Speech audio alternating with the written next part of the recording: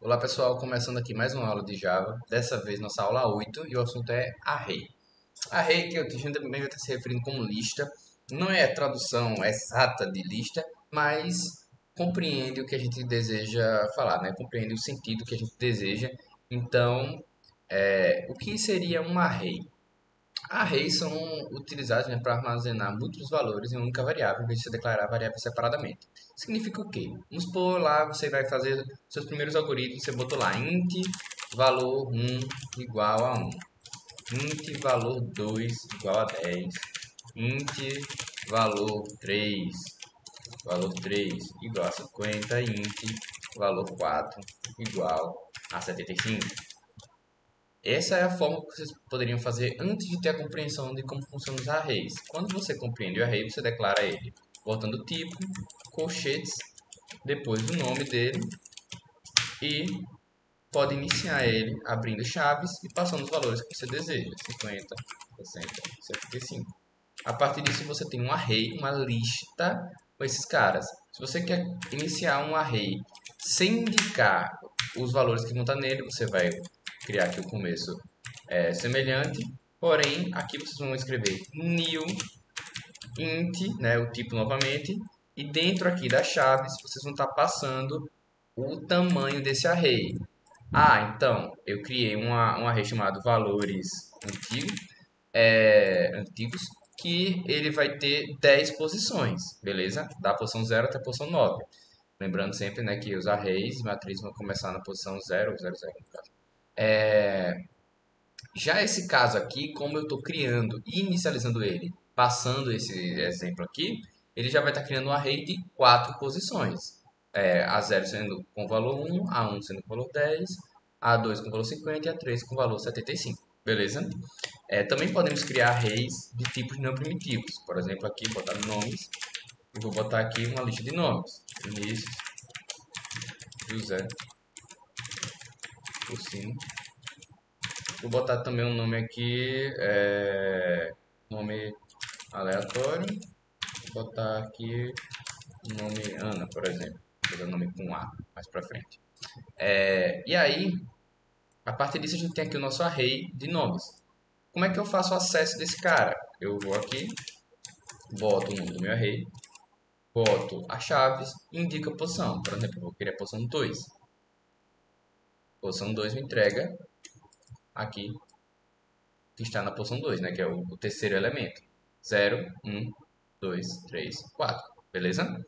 Volto aqui para o nosso slide, onde eu mostro aqui novamente a declaração de inteiros, de string. Certo? Ele está para a separação de vírgula. No caso de números com pontos flutuantes, separar os valores com ponto, assim como é feito normalmente no código, e entre eles com vírgula. Beleza, agora vamos para algumas operações que o array tem. Eu já mostrei a parte do acesso ao array. A gente acessou ele no momento que a gente printou. A gente faz isso desta forma aqui, certo? Vou só excluir algumas coisas que estão sobrando aqui no código. Deixa só esse array aqui. Não, vou deixar esse de valores apagar, caso precise eu toque com ele só. Eu também tenho a possibilidade de fazer a substituição, né, ou a alteração de valores. No caso, vamos supor, eu vou estar indicando o local que eu quero mudar, por exemplo, que está na posição 1, na verdade, e botar o nome teste. Quando eu printo esse cara aqui, na posição 1, ele vai estar aqui printando o valor teste, beleza? A partir disso a gente já viu como a gente faz o acesso e também o acesso serve também, obviamente, para a gente estar fazendo alteração. Você acessa ele, meio que ele vai estar abrindo a caixinha na posição 0, né, nesse caso aqui do exemplo, e vai estar colocando o valor novo que está sendo passado após o símbolo de igual aqui, né, que vai estar realizando a atribuição. Beleza. Outras operações que a gente está podendo fazer é, por exemplo, pegar o tamanho desse array, que vai servir para a gente no momento que a gente for percorrer ele um for. Para isso, a gente bota o nome do array, ponto, length. Passando assim, desta forma, ele vai estar me retornando o tamanho desse meu array. Beleza, 5 posições. Show de bola. Outra funcionalidade que a gente também tem é converter para string. E é nesse momento onde a gente vai cair em um conceito que a gente já viu anteriormente, que são as bibliotecas do Java, e a gente vai estar utilizando uma classe para nos ajudar nesse caso. a gente vai estar utilizando a classe útil arrays. Mas antes disso, vamos tentar printar diretamente o nosso array? Ao printar diretamente o nosso array, ele vai estar me entregando um negócio todo bagunçado. Abre colchetes L, Java, .lang, .string, ponto vírgula, arroba, 7b, um bocado de coisa. Eu deixei aqui até no meu slide para deixar claro que essa bagunça, vamos dizer assim, é a representação interna do array. No caso, é como Java, como lá a máquina, em algumas camadas dela, a JVM vai estar olhando a instância desse array enquanto ele está executando. No caso, para a gente isso não significa nada e não traz o que a gente quer. Para isso, a gente vai usar o arrays.toString, acredito, passando os nomes. Quando eu fizer isso, ele vai estar retornando de uma forma legível. Note que quando eu uso aqui o arrays, no meu caso, como eu fiz a escrita dessa forma, ele já importou. Mas poderia ter ficado assim, e aí nesse caso vocês podem vir até aqui, apertar Windows Enter. Windows não, Alt Enter, Alt Enter, e aí ele vai estar importando essa classe aqui, que é a classe arrays, que está lá no java.util.arrays, né? Essa classe aqui, ela vai ter várias funcionalidades, vários métodos. Aqui, ó, tem até na descrição, this class contains various methods for manipulation arrays, né? Para manipulação dos arrays, como a ordenação, a busca, entre outros. Beleza, eu estou aqui agora com o meu arrays importado, essa classe útil. E com isso a gente vai passar para outros métodos dessa classe. Eu deixei, como sempre, o link da documentação. Acho muito importante que a gente sempre se lembre de consultar as documentações das classes. Elas têm toda a explicação, os parâmetros são passados nos testes. E, por mais que eu esteja aqui sempre fazendo implementação de um ou de outro caso, de um ou de outro método, é apenas para mostrar para vocês como vai estar funcionando a dinâmica das suas aplicações em Java. A implementação das bibliotecas que já vêm integradas no Java junto com os códigos que vocês fizeram.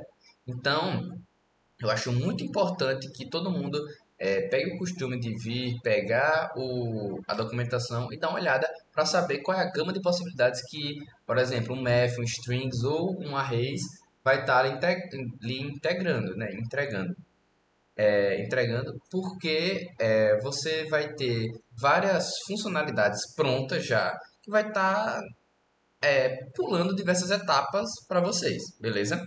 A gente vai agora, por exemplo, para o sort. Quando eu venho aqui e passo sort, então eu vou escrever aqui ele.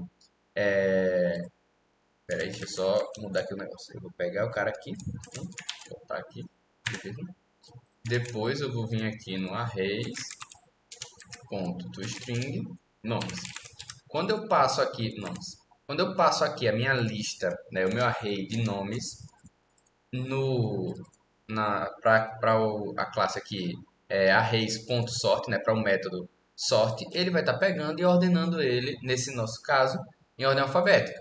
Quando eu rodar esse cara aqui, ele vai estar printando aqui A, C, J, P e V. Então, qual é o ponto? A partir do momento que vocês têm a noção disso, para vocês estarem ordenando tanto classes, tanto arrays de letras, quanto também arrays de números.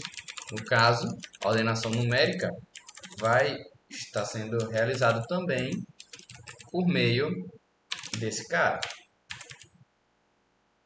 Vou aqui estar copiando esse código, pintando os números abaixo dos nomes. Veja que ele ordenou aqui do menor até o maior. Beleza? Agora, outra funcionalidade que a gente também tem, por exemplo, a busca binária, que a gente vai estar se resumindo a busca de um elemento, certo? Como é que ela vai estar funcionando? Caso você tenha um array que esteja ordenado, vamos pegar aqui, por exemplo, o meu array de nomes. Eu posso localizar o índice desse meu cara. Então, vamos supor que eu queira trocar onde esteja o nome José, onde esteja o nome Cursino por Lopes. Como é que eu posso fazer? Eu posso vir aqui, ordenar ele, pegar um index Cursino, vou botar index nome altera, né, para ficar mais abrangente. E vou pegar aqui o arrays ponto binary search. Vou passar a minha lista de nomes e vou passar também o nome que eu estou procurando, ursino. Agora eu tenho o índice que eu quero tá alterando. Vou pegar aqui, primeiro vou estar printando esse índice só. Pá. Printei ele. Ele está aqui no índice 1. O que é que ele fez? Ele ordenou primeiro. Então, você olhou aqui e viu José? Não, lembre que vai ser Ana, depois Cursino. Beleza, está no índice 1. Logo, eu vou vir aqui nos nomes, no índice localizado e mudar para Lopes. Agora, eu quero que ele printe tudo para mim. Arrays.toString nomes. Rodando esse cara aqui. Ele substituiu. Ah, mas não tá ordenado. Por que não está ordenado? Porque eu realizei a ordenação, depois eu substituí, né, alterei um valor, depois eu ordenei, depois eu printei. Então eu tenho que ordenar novamente, caso eu queira que fique correto. Entendeu? Por quê? Eu tinha lá o Cursino na segunda posição, mudei para Lopes. Lopes ele viria depois do José. Então, vou até botar os nomes aqui, vou escrever E, D, C, B e A, por exemplo, só. Se eu substituir, por exemplo, pela letra Z, o nome... se eu localizar o índice da letra D e substituir ela pela letra Z, vou printar esse cara aqui primeiro para vocês verem como é que ele ficaria. Ele pegou aqui, né? Ordenou, mudou o D para Z, mas não está ordenado ainda. Por quê? Porque eu fiz uma alteração após a minha ordenação. Ele somente ordena nesse momento no estado que estava. A partir disso, para eu ordenar, eu teria que passar novamente aqui. Isso aí é algo de praxe. Não acho que ele teria um cara que ele iria ficar automaticamente ordenando, a menos que fosse já uma estrutura de dados focada com esse objetivo, né? Que toda vez que entrasse um cara, ele validasse, aí teria uma regra interna. Isso aí, mais pra frente, a gente até pode estar mostrando um exemplo de implementação dessa linha, mas por enquanto vocês não estão mexendo com nada nesse tipo. Beleza. Deixei até aqui para se atentar que a busca binária precisa que o array seja ordenado. Caso não esteja, utilize o método arraySort. Beleza. Agora vamos para mais uns 3 exemplinhos, como por exemplo o fill. Vamos supor que você tenha lá um array de int mesmo, e você queira que você criou ele aqui como new int com 10 posições. E aí você quer idades. Você quer preencher todos esses caras com 18 anos, por exemplo. Você vai pegar aqui, vai botar fill, vai botar o array que você quer e o valor, 18 anos. No momento que eu printar esse cara aqui,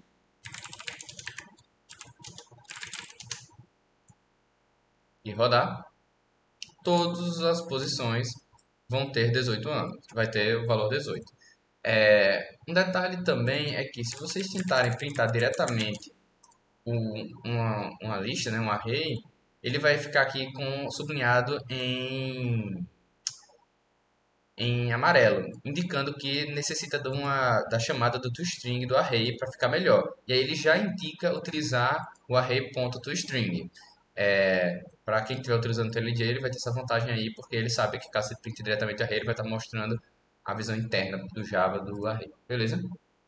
Outro caso, você quer realizar uma cópia de um array. Você pegar todos os elementos dele e jogar em um outro array. Vamos fazer aqui também, vamos voltar para o nosso exemplo de nome.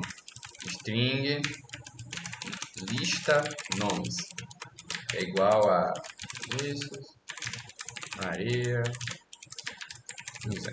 Beleza. E aí você tem uma outra lista aqui, lista novos nomes. E aí você pode vir aqui, arrays.copyof lista nomes. Beleza. Eu acho que você tem que passar também o tamanho. Exatamente. Que aqui seria o novo tamanho. Vou até apontar um detalhe interessante. Quando eu printo esse cara aqui, eu estou printando o novo array, né? Aqui tá. Eu vou até fazer uma alteração e vou printar os dois. Vou vir aqui escrever novo array. Vou printar também o antigo abaixo, que é só o lista nomes. Beleza. Vou até inverter, né? Primeiro antigo, depois... Vou alterar o primeiro nome do novo para Tiago. Pá. Rodando esse cara aqui, o antigo array se manteve como estava, com Vinícius, Maria e José. Porém, o novo tem o Maria e José, porque ele copiou do anterior. Também tinha copiado Vinícius, mas foi alterado para Tiago. Um único detalhezinho que é esse valor aqui no copy, ele indica o tamanho do novo array. Vamos supor que eu tivesse um array de 3 posições aqui, porém agora eu preciso que esse novo array acomode 10 posições. Eu posso passar aqui, ó, 10, e ele vai me criar um novo elemento, um novo array com 10 posições e vai colocar os valores do anterior nas suas respectivas posições. Aqui, por exemplo, ele, vou até apagar para o Thiago. Aqui ele gerou um novo array, botou Vinícius na 0, Maria na 1, José na 2. Todas as outras posições ele preencheu com null, né? Com vazio. Ele vai estar esperando um valor. Aí vem um ponto. Se eu vier aqui no lista nomes e tentar colocar um valor na posição 4, o Java vai estar já sinalizando aqui, ó, arrayIndex is out of bounds. Se eu rodar esse cara, ele vai me dar um erro. O index 4 está fora porque o tamanho do array é de 3 posições. Porém, eu posso muito bem acessar o meu novo array e colocar algo na 4ª posição. Aqui, por exemplo, tá, na verdade na 5ª posição, né? Posição 4. Aqui, por exemplo, eu coloquei o valor teste lá. Então, compreendam que quando você realizar a cópia de um array, você também está podendo, você vai estar criando um novo array com os valores anterior, porém vocês também vão estar podendo redimensioná-lo, né? Criar um array maior a partir daquele, beleza? Outro detalhe, a gente também vai estar podendo comparar dois arrays usando o equals do arrays. Como é que a gente faz isso? A gente pega, vem aqui no... Vou usar esse print aqui, ó. Na verdade, vou criar outro print dizendo os arrays são iguais, interrogação. E aí ele vai printar o equals. A partir disso eu vou passar os dois parâmetros, lista nomes e lista novos nomes. Rodando esse cara aqui, ó, ele vai estar dizendo, opa, false, são diferentes. Se eu tivesse criado eles com o mesmo tamanho, aí ele dá true. Vamos lá. Vamos supor que eu criei um array de 3 posições e criei outro de 5 posições, mas eles têm os mesmos valores. Por que dá false, Vinícius? Porque esses arrays, por mais que eles tenham os mesmos valores nas suas respectivas posições, quando ele verifica que o array lista nome ele tem um tamanho diferente do outro, do lista novos nomes, ele já vai dizer que é diferente. Por quê? Porque existem campos no novo, né? Existe um campo na 4ª e na 5ª posição que ou são nulos ou estão preenchidos. Isso já é diferente da inexistência desses campos, né? Dessas posições no primeiro array. Então, o que a gente está comparando vamos supor que você tem uma tabela que tem 5 linhas, 5 colunas, contra uma que tem 3 colunas. Por mais que as 3 primeiras tenham valores iguais em ambas, elas têm tamanhos diferentes. Então, só isso já vai estar indicando que que eles são diferentes. Se eu tiver o mesmo tamanho, porém eu tiver valores diferentes, isso aí é óbvio, né? Eu acredito para todo mundo, que ele também vai estar indicando que não são iguais, beleza? Certo. Esses aqui são alguns dos métodos que o Arrays pode estar entregando para a gente. São todos os métodos? Não. Tem muito mais coisa? Muito mais coisa. Quando eu passei no site, vocês viram que eu fiquei subindo cada vez, demorou muito para ele parar da parte inicial dos métodos. Então, entendo que se vocês forem lá xeretar e tiverem procurando alguma coisa específica, inverter, fazer alguma coisa assim, lá provavelmente já vai ter esse cara. Porém, o que eu sempre digo para vocês é: explorem esses métodos para aprender a programar novas funcionalidades. Por quê? Quando vocês vêm aqui, ó, index é igual a lista nomes, quer dizer, arrays, ponto, binary search, lista nomes, vírgula, Maria, isso aqui daria errado porque não está ordenado, mas quando eu tenho esse cara aqui, eu posso segurar a tecla Ctrl e clicar no meu binary search. E aqui eu vou estar podendo, emergindo, verificar como é que o cara faz isso. Ah, Vinícius, está muito complicado isso aqui, está em inglês, coisa do tipo, mas isso é questão de vocês pegarem esse código e darem uma lidazinha, entender mais ou menos o que ele está tentando fazer aqui. Por quê? Porque note que ele só usou array, int, object, que no caso é tipo, o objeto seria substituído pelo int ou pelo string, que seria o tipo desse array, né? E aqui ele está verificando, fazendo a verificação usando while, usando int, usando if, usando else, coisas que você já tem domínio. Usando compare to, o que é que ele está fazendo? Está comparando com, tipo, coisas que não são completamente fora da noção do que vocês sabem. Então é interessante às vezes vocês emergirem nesse código. Por exemplo, tem aqui o fio. Aí vamos ver aqui o que é que o fio faz. Ele tem várias implementações aqui, bora pra cá. Aqui, o fio faz isso aqui. Ele faz um for e vai jogando valor por valor. Isso é algo tipo assim, que se eu falasse, olha, implementa aí o fio. É, implementa aí um fio, por favor. Aí vocês iriam estar. Faltou no fio, acho que faltou passar o. Não, o fio não tem retorno, na verdade. Implementa aí um fio, por exemplo. Não quero que vocês usem o que o Java tem. Vocês iriam fazer um for que iria passar por toda a lista e iria estar atualizando com o valor que é passado. É algo muito simples. Tem um método, já está pronto. Vocês podem utilizar? Podem. Mas vem aí já desde o algoritmo. Vocês têm que saber como é que isso é feito por debaixo dos panos. Até porque vocês vão estar podendo aperfeiçoar. Se vocês acharem que a forma que é feita hoje em dia é uma forma que é muito trabalhosa, por exemplo, e vocês acharam uma forma melhor. Então, é sempre interessante vocês darem uma olhada nos métodos, entrarem, não se aterem a... Porque isso aqui, essa implementação toda que a gente vai fazendo, ela é a coisa mais superficial que vocês podem ter. É pegar os métodos lá encapsulados, todos fechadinhos, e fazer as implementações dele que são óbvias. Tipo assim, fio, né? Seria algo na linha de preencher. Preencher a lista nomes com o valor ou variável Maria. Beleza, isso aqui é óbvio que vai estar fazendo isso. Agora, como programador, entender como isso é feito é o básico que vocês têm que fazer, certo? Vamos aqui, por exemplo, para... Eu acho que acabaram os métodos. A gente vai para a parte do percorrer um array. Já foi visto anteriormente o percorrer o array, mas eu ainda assim vou passar só mais algumas dicas, porque eu vejo que as pessoas têm um pouco de dificuldade nesse cara e entender que existe mais de uma forma de percorrer o array, certo? Vamos lá. Eu tenho aqui o meu array de nomes e eu quero printar todos os nomes que tem aí. Eu posso fazer isso printando desta forma, obviamente, mas eu quero, por exemplo, printar ele um abaixo do outro. Aí eu vou vir aqui, né? Vou criar um for com um int igual a 0 e enquanto i for menor que o tamanho do meu array, né, o length, e mais. E eu quero que ele print, salto, cada um dos caras. E, beleza. Rodando esse cara aqui, printou. Vinícius, Maria José. Beleza.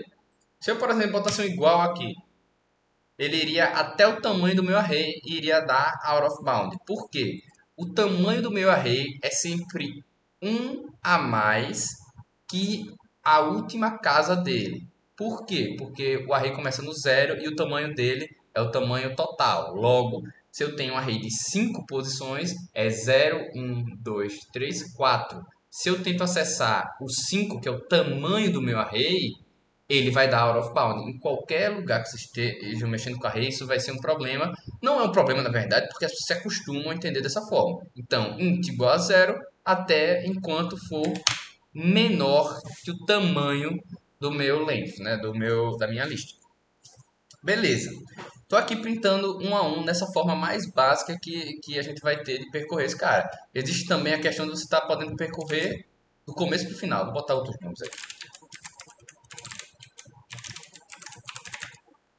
Beleza. Eu quero percorrer do Marcos até o Vinícius, né? Traz para frente. Eu vou vir aqui, começar com esse cara, enquanto ele for maior que zero. Maior, menos, menos. O que é que ele faz aqui? Ele tá, eu acho que é maior ou igual a zero, porque ele tem que ir até o cara. É. Enquanto i for maior ou igual a zero. Uhum. Tô achando que o... Não, não, não. Pera aí. Menos um. Beleza. O que é que ele vai estar fazendo aqui agora?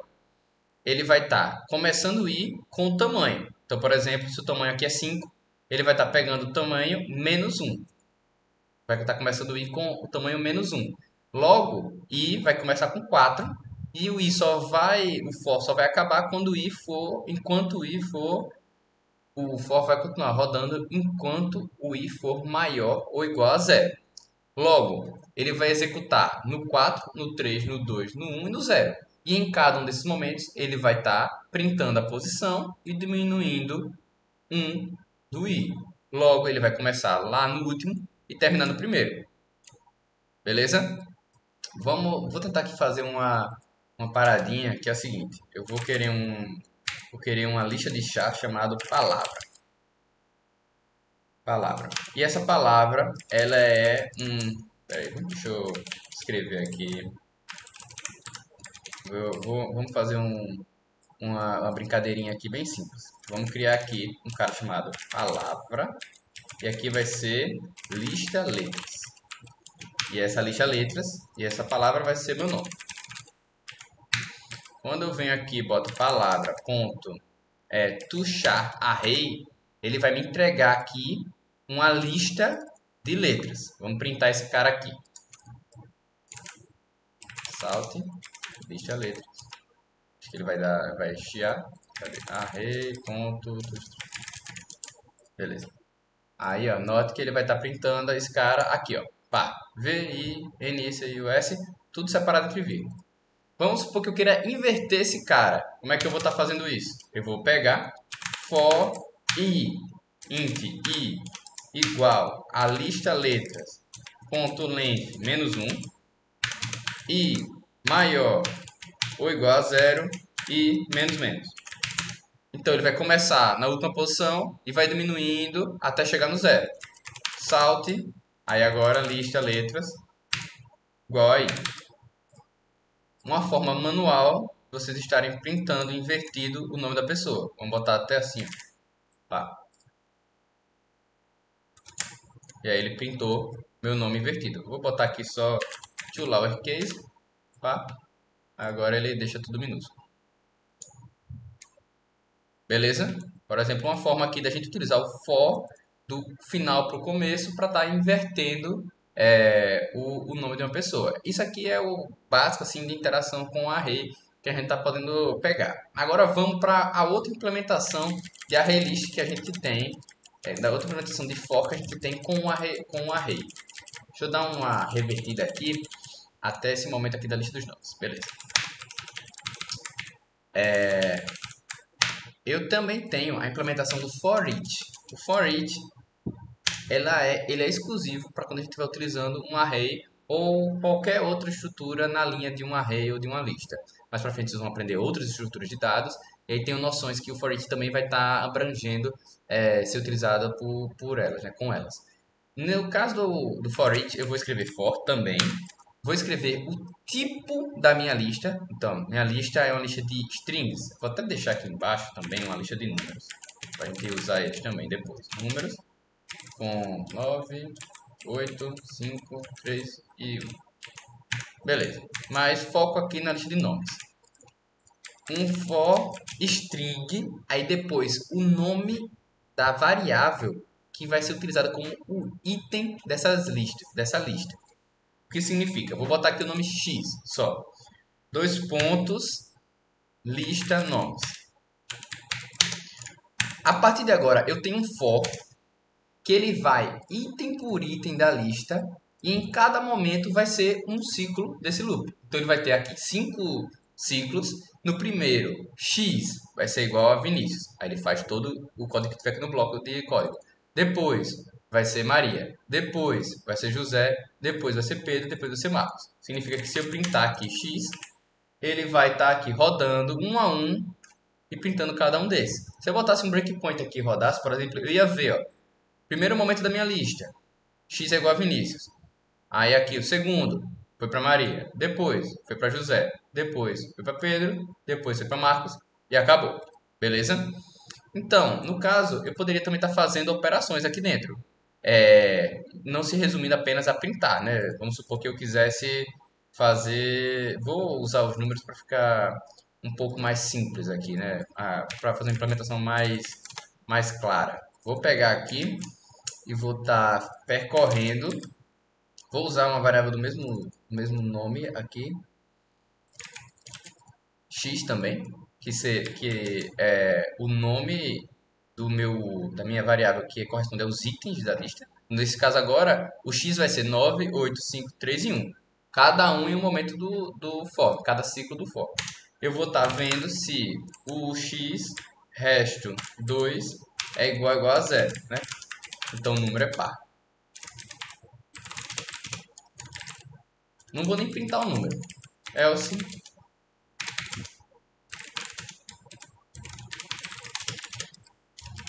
Então, beleza. Rodando aqui esse cara. Ele viu 9 é ímpar, 8 é par, 5 é ímpar, 3 é ímpar, 1 é ímpar. Beleza? Então, ele foi um a um desses caras. É, o principal objetivo do for each é porque enquanto o for ele tem uma variável, no caso lá o for padrão, ele tem uma variável que no caso é o i, com o objetivo de fazer o acesso à lista. Aqui ele não tem, ele entrega diretamente a variável em cada momento da lista. Então, obrigatoriamente, eu vou estar passando por todos os meus itens. Do contrário do outro for, que eu poderia, por exemplo, estar modificando o i dentro do meu código, né? Dentro do meu loop. Eu vou aqui voltar para o outro for para mostrar só uma questãozinha que eu acho interessante que todo mundo ter uma noção. Vocês podem, só para constar, aqui no IntelliJ vocês podem também escrever assim, ó, for. Aí vocês podem olhar aqui, ele vai ter já escrevendo como é que ficaria. Vou usar o for com i, beleza. Vamos supor que eu queira escrever o numeral referente ao índice daquele cara e do lado o nome dele. Eu posso fazer assim, ó, salt i mais, abre aspas, tracinho, mais, lista nomes e esse cara vai ficar assim, ó. Vamos supor que eu queira que ele não comece com 0, comece com 1. Posso botar aqui, ó, mais 1. 1, 2, 3, 4, 5. Beleza? Isso é legal para quando vocês forem fazer esses seus sistemas, vocês quiserem fazer interação com esses caras, vocês printam ele assim, e aí vocês pedem, quero o usuário 2. Aí quando ele clicar 2, enter, vocês só precisam reduzir o número, ou nem isso, dependendo de como vocês modelarem o sistema de vocês, que aí vai tá tranquilo, beleza? Deixa eu ver se tem mais algum ponto, acho que não. Em geral, sobre a parte de arrays é isso. A gente vai depois entrar mais para frente na parte de array lists e outras estruturas de dados quando a gente já tiver mais familiarizado com os conceitos de orientação a objeto. Então vocês vão ver que as listas e as interações com listas vai ser bem mais polivalente do que é um array mais primitivo. Porém, mesmo assim, com a ajuda da biblioteca útil do arrays, vocês notam que ela vai estar dando uma gama de possibilidades para vocês fazerem interação com os arrays primitivos. Então não achem que precisa necessariamente passar para a parte da utilização de coisas mais complexas para estar implementando as listagens e coisas do tipo, quando o array básico, junto com a sua respectiva biblioteca, já vai estar suprindo essa necessidade. Beleza, pessoal? Agradeço a todos pela atenção.